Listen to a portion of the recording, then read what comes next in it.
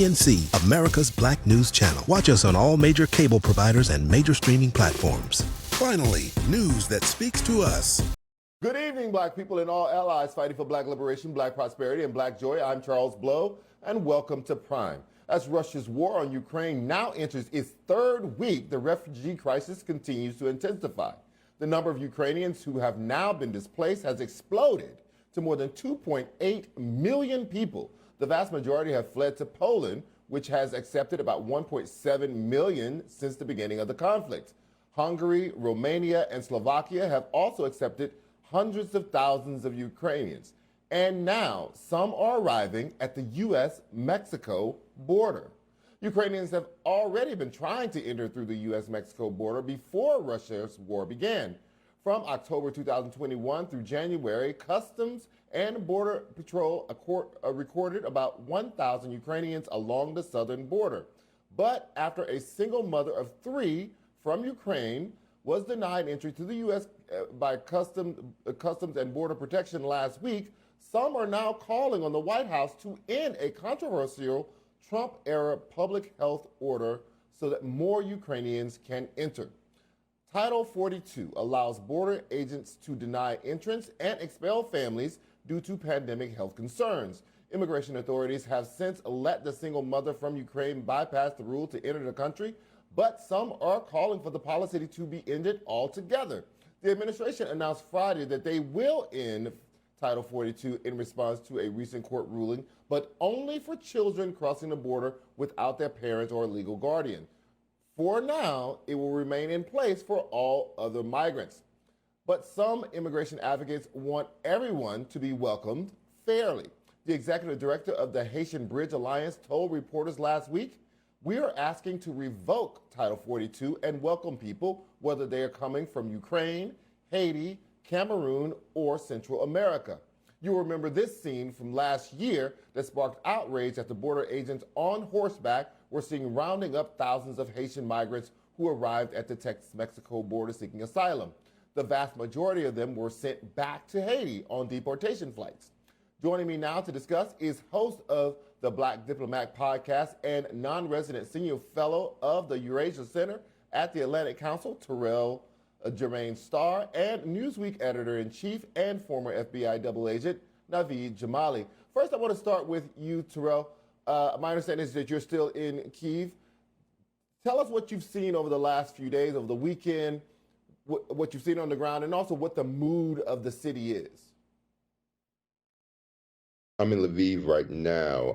I have been in Kiev, going in and out, helping refugees go to the. Well, I've been going in and out, so it's fine.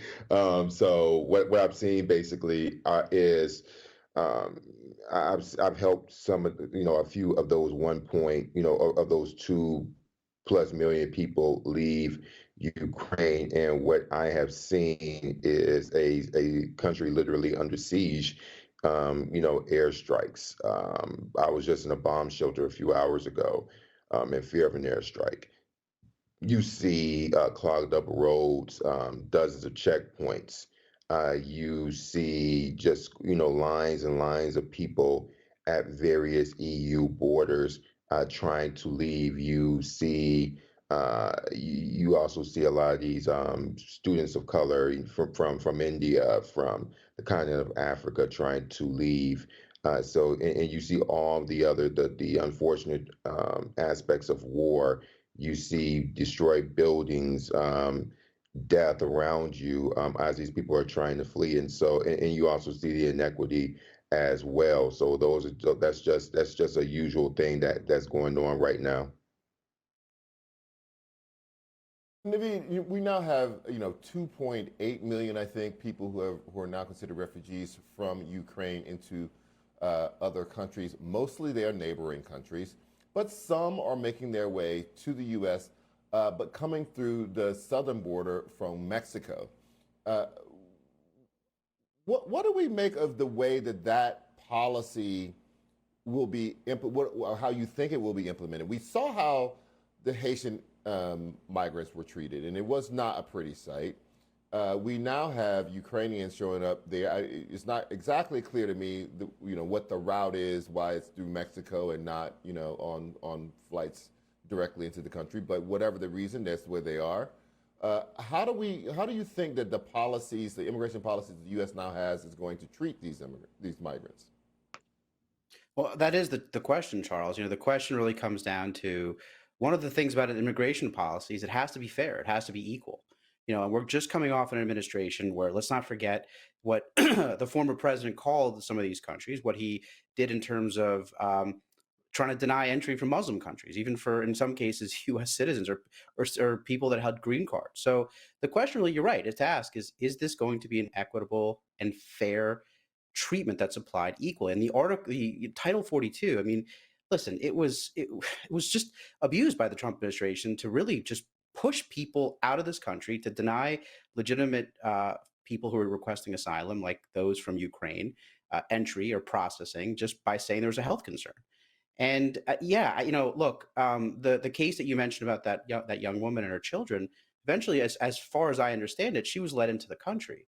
There have been just many people and many families that have been separated that have not been still reunited with their children. So I think your question is spot on, which is this going to be equitable? And the answer tonight is, I don't know. I mean, if this woman can get in while many others were also looking for asylum, who may not be white and from Ukraine, are denied the same treatment, is it really an equitable policy? I mean, the answer has to be no. Terrell, in the case of the Haitians, they were sent back into a country where the president had just been assassinated. Street gangs were running the streets, may well still be part of the issue there. And the country was recovering from a hurricane and an earthquake. It did not seem on the face of it to be a humane policy.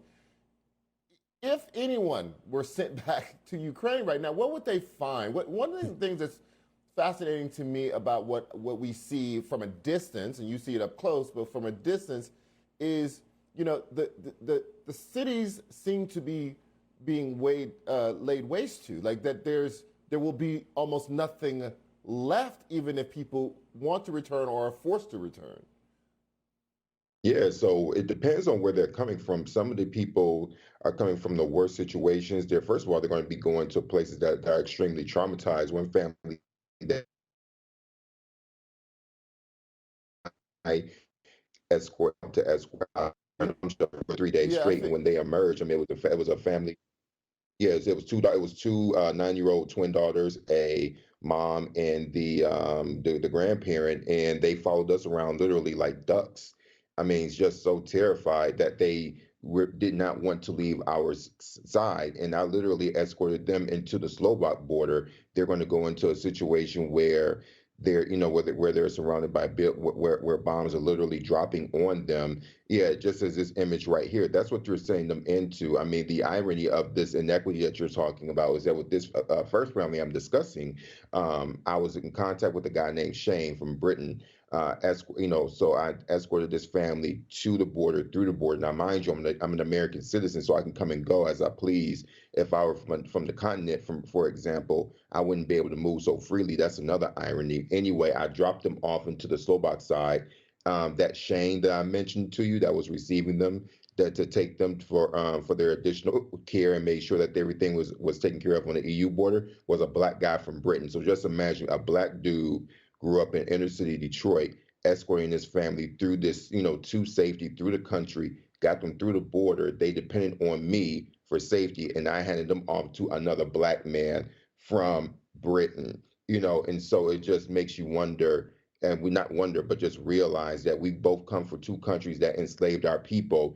And the irony is that this white family depended on us to get them to safety. Naveed, how do you see this playing out? It does not seem like, Putin is giving his negotiators in these talks leeway to really make a deal. Some people believe that Putin is, basically just biding his time, putting up a front that he's actually talking, but he's continuing to bomb and to bomb away, and that is his real objective, which is to conquer militarily. What do you see happening here on the humanitarian side in terms of the people of Ukraine and whether or not there will be a Ukraine left, or are we going to see 42 or 44 million people, whatever it is, trying to find another place to live? Yeah, I mean, listening to what Terrell just said, I think the humanitarian catastrophe that has already occurred, it's happening. It's continuing to happen. So clearly, people are streaming out of the border. That's going to continue on. Obviously, there'll be a majority of people that stay. And the question about what's Putin's end game? Look, there is no way, as I'm sure Terrell can talk about. There's no way, Charles, that the Ukrainians are going to bow to Putin. It's just not going to happen. So that leaves Putin with one choice, which is to really just go not for a strategic victory, but for a tactical victory, so to really like level these cities or to inflict maximum damage on the Ukrainians. It's just awful stuff. And then just raise a flag of Russia and say, hey, we won, and then leave. I mean, I think that's probably the best that Ukraine can do, that Putin can expect. He needs some sort of symbolic victory, Charles, because he's not going to leave on defeat, because he's already on the ropes back in Russia and in the world. He needs some sort of symbolic victory. And I think that unfortunately that symbolic victory is probably going to be to continue to, lay waste to cities, including starting with Kyiv. So that's probably going to be the end game. And hopefully it ends there. It's kind of military, as an operation, is not for me, considered a war way. For me, this all reminds me of the Haitian Revolution and Napoleon fighting, not because he needed to win, not because he cared very much about this hemisphere, but because he wanted to prove a point. He didn't want to back down, but the Haitians were not refused to back down. But in the wake of that, it was a lot of trauma, and it persists to this day. Anyway, thank you both, Terrell Starr and Naveed Jamali. Thank you both for joining me tonight. I really appreciate your time, as always.